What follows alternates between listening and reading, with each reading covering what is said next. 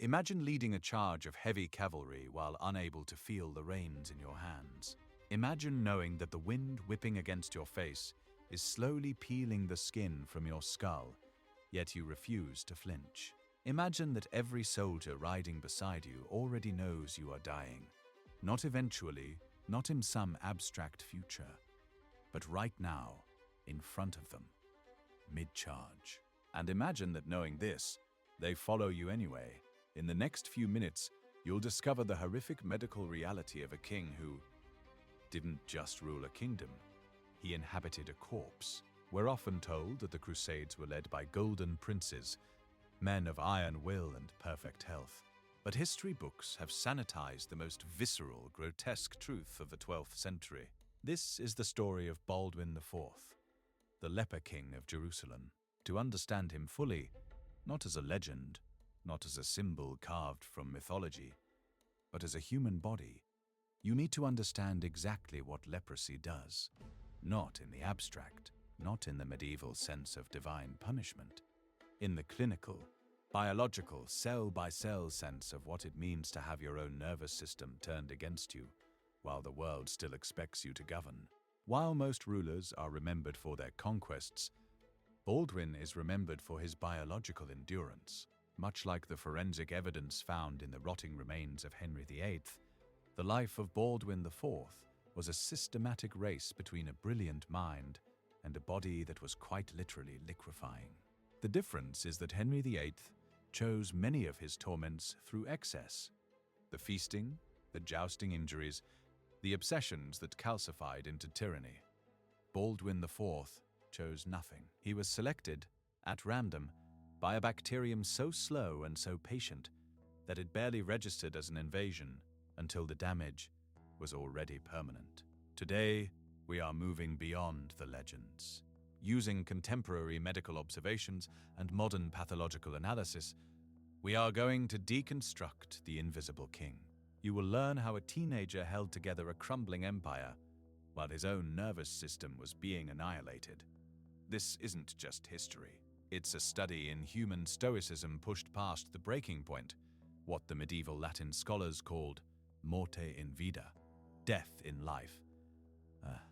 Every tragedy has a beginning, and Baldwin's began with a game. 9 years old, he was playing with other noble children in the halls of the Jerusalem court. They were pinching each other's arms, the way boys do, testing who was the toughest, who could hold out the longest before crying. It was nothing. It was the kind of cruelty that children inflict on each other without malice, a small contest of endurance that should have ended in laughter and bruised skin. But Baldwin didn't cry. He didn't even blink. His tutor, William of Tyre, the most reliable chronicler of Baldwin's short life, a man who knew him from childhood and watched every stage of his destruction, observed this scene in silence. He watched the other boy's arms turn red and bruised. He watched Baldwin's remain pale and completely unresponsive. Not stoic, not disciplined, absent. The sensation simply wasn't arriving. Much like the weakness and developmental failure observed in the infant Charles II of Spain, Baldwin's lack of sensation was the first visible sign of a biological death sentence. But unlike Charles II, whose ruin had been engineered across generations in a family tree, each branch bending toward catastrophe, Baldwin's destruction was already underway inside his own nerves. Invisible, silent, and by the time anyone could name it, irreversible. Think about that for a moment. At 9 years old, he had already lost the ability to feel pain in his hands and forearms. The world was still calling him a normal boy. This was propomatous leprosy, the most severe and systemic form the disease can take. In the Middle Ages, this wasn't just a diagnosis. It was a verdict. Lepers were legally declared dead in some European territories. They received funeral rites while still breathing. Their property was redistributed. They were handed a wooden clapper or a bell and told to ring it as they walked, so the living could clear the road ahead. The disease didn't just destroy your body, it erased your legal existence. But unlike the Habsburgs, who were trapped by the noose of their own manufactured bloodline, Baldwin's condition was not dynasty, not design, not punishment for anything his ancestors had done. A single pathogen, Mycobacterium leprae, had found its way into his body, and now it was rewriting him from the inside. Here is the mechanism, because this is where the true horror lives. Mycobacterium leprae is one of the slowest reproducing bacteria ever identified. It doesn't burn through the body like plague. It colonizes methodically, patiently, across years. It targets the peripheral nervous system with near surgical precision, destroying the Schwann cells that insulate nerve fibers. Without that insulation, the nerve cannot conduct signals. Without signals, the brain receives nothing. No heat, no cold, no pressure, no pain. The body becomes a territory the mind can no longer govern. And here is what makes that particularly devastating for a king. You cannot protect what you cannot feel. You cannot gauge the wound on your hand, the blister from the stirrup, the bone quietly reabsorbing itself inside your gauntlet. Your body becomes a land that has gone silent. His extremities, his fingers, his toes, the skin along his forearms were the first to go dark. He was becoming a prisoner in a suit of skin that had started to die around him, even as he still moved through it. As Baldwin entered puberty, the disease did not simply stay in his nerves, it escalated. It began to reshape his face. And this is where the medical record becomes almost unbearable to read. Physicians of the era documented the onset of what they called facies leonina, the face of a lion. The subcutaneous tissue of his forehead thickened into deep, permanent furrows. Not the lines of age or worry, but a structural alteration, the face rearranging itself around the invasion. His eyebrows fell out, follicle by follicle. His nose began to collapse, not dramatically, not in a single terrible moment, but slowly, the bacteria consuming the cartilage that gave it structure, the bridge softening and sinking by degrees. His lips thickened. The soft tissue of his cheeks took on that characteristic nodular texture that medieval chroniclers described simply as monstrous, though the word they actually meant was something closer to inhuman, something that no longer corresponded to the face of the king they had been trained to obey. The irony is staggering. He was the most powerful man in the Holy Land, a king anointed by God in the city where Christ himself had walked. And he could not look in a mirror without seeing something his own people might have fled from in the streets. To manage this reality, Baldwin began wearing a silver mask and wrapping himself in heavy silk robes, regardless of the season. Just as Henry VIII deployed the full extravagance of the Tudor court, exotic Arabian perfumes, constant entertainment, elaborate spectacle, to distract from the stench of his rotting leg ulcers, Baldwin used the ceremony and controlled opulence of the Jerusalem court as cover. The incense burned heavily in every room he entered. His advisors learned to address him without meeting the place where his eyes should have been visible. The court adapted to him the way a body adapts to a wound, working around it, compensating silently, never quite healing. But beneath the silk, the body horror was absolute. His fingers were undergoing bone reabsorption, a process so complete, so gradual, that it barely has a parallel in modern clinical literature. The tips were shortening. The joints were dissolving.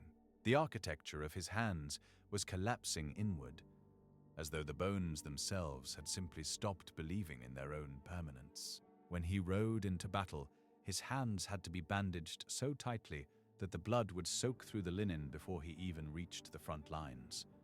And yet he rode, and yet he led. In 1177, Saladin, Sultan of Egypt and Syria, one of the most tactically gifted commanders the medieval world would ever produce, marched on Jerusalem with 30,000 men. Baldwin IV was 16 years old. He was so physically deteriorated that his attendants sometimes had to carry him to his throne. But when word arrived that Saladin's forces had bypassed the Templar garrison at Ascalon and were marching unopposed through the coastal plain, Baldwin did not deliberate. He did not convene his council and weigh the political cost of appearing in public in his condition. He sent for his horse. He was carried to the field on a litter. But when the armies came within sight of each other, when the sound and scale of 30,000 men finally reached him, he demanded to be lifted into the saddle. Imagine the scene. A teenager, his face concealed behind silk and silver, his hands soaked through their bandages, his nervous system so degraded that he could not feel the horse moving beneath him, demanding to charge. Because he could not grip, his sword arm had to be strapped to his wrist with leather bindings so that the weapon would not fall from fingers that no longer functioned. He was, by every physiological measure, already a casualty. But casualties do not charge. Baldwin charged. The Battle of Montgisard, the Crusader force, outnumbered, exhausted, riding behind a king who was more wound than warrior, shattered Saladin's army. They did not win through superior numbers. They did not win through a flanking maneuver or a fortunate alignment of terrain. They won, in part, because of a psychological impossibility that Saladin's commanders could not process in the time they had to process it. A half-dead boy was leading the charge, and the men behind him were too ashamed and too genuinely astonished to retreat when he did not. By the time Baldwin reached his early 20s, the clock had nearly stopped. The leprosy had advanced into his eyes, not through them exactly, but around them. The bacteria had paralyzed his eyelids. He could no longer blink, and without blinking, the surface of the eye dries. It ulcerates, it clouds. The world that Baldwin had commanded from horseback went dark, not in a dramatic instant, not in a single terrible moment of revelation, but in the slow, incremental way that leprosy takes everything, little more each morning, until one day there was simply nothing left to lose. How do you rule an empire when you cannot see your advisors' faces, when you cannot read the dispatches arriving from the frontier, when you cannot tell whether the man speaking to you is telling the truth because you cannot read the tension in his expression? He ruled through pure, terrifying willpower. His voice, once clear and authoritative, had become a wet, labored sound.